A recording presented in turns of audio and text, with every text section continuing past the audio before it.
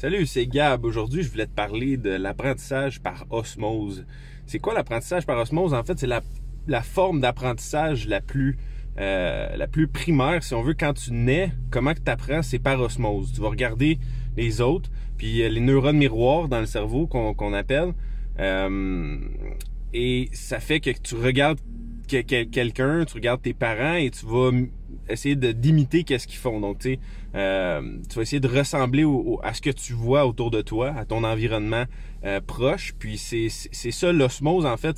C'est vraiment que des cellules vont imiter la cellule à côté, puis tu sais, vont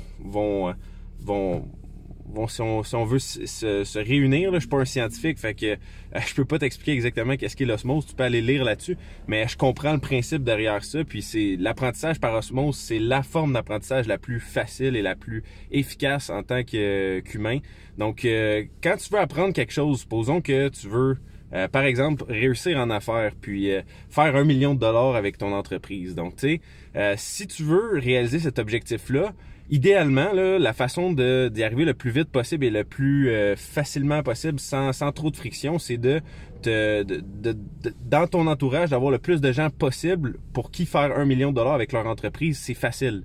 Donc, tu sais, si tout autour de toi, les gens, c'est des gens qui sont pas en affaires, c'est des gens qui pensent que faire 1 million de dollars, c'est difficile, puis tu leur demandes des conseils, tu leur demandes de l'aide et tout ça, ben, tu sais, ça va être beaucoup plus difficile d'arriver à ton objectif parce que ils savent pas comment y arriver. Donc, par osmose, tu vas absorber un peu leur connaissance ou leur façon de voir les choses, leur perception, leur façon de penser. Tu vas adapter ta façon de penser à la leur. Et c'est la même chose pour n'importe quel objectif. Supposons que tu vas avoir une grande carrière dans la musique.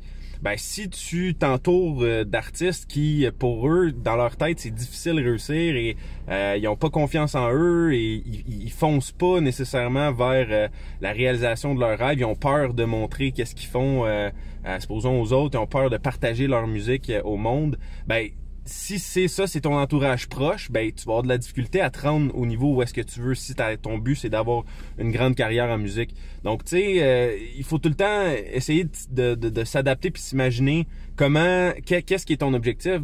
Premièrement, c'est de définir ton objectif clairement. Là, quand tu veux réussir quelque chose dans la vie, il faut que tu aies un objectif très clair et précis. Puis ensuite de ça, ben il faut que tu t'entoures de gens qui ont réussi à atteindre cet objectif-là. Ça veut pas dire d'éliminer tous tes amis que tu as en ce moment pour seulement poursuivre ton objectif puis essayer de t'entourer de gens qui réussissent dans le domaine que tu veux réussir. Non, mais ça veut dire essaye d'aller commencer par trouver un mentor, une personne qui peut t'amener un peu plus loin dans la poursuite de ton objectif. Après ça, tu vas en trouver un autre, puis un autre.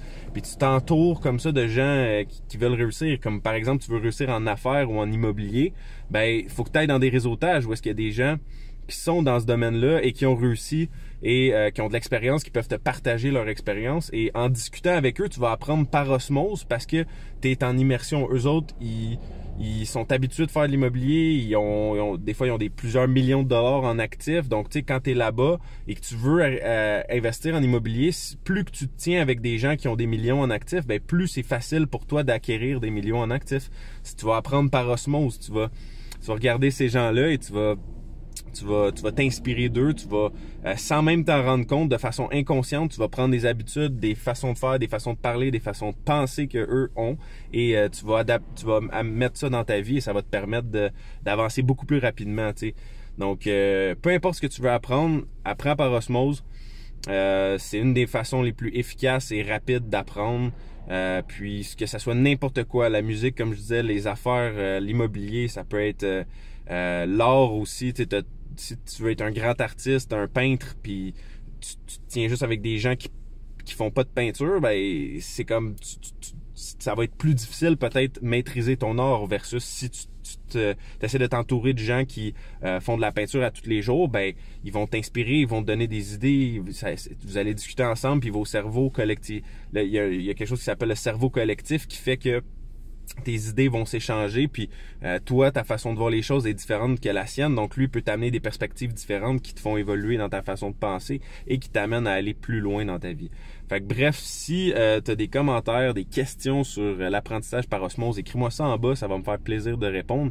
Et si tu veux, c'est ça, si t'aimes la vidéo, écris un petit like, et sinon, si t'as des critiques aussi, je suis bien ouvert à la critique, écris-moi ça en bas, des idées de vidéos, n'importe quoi. Donc merci tout le monde et bonne journée, salut!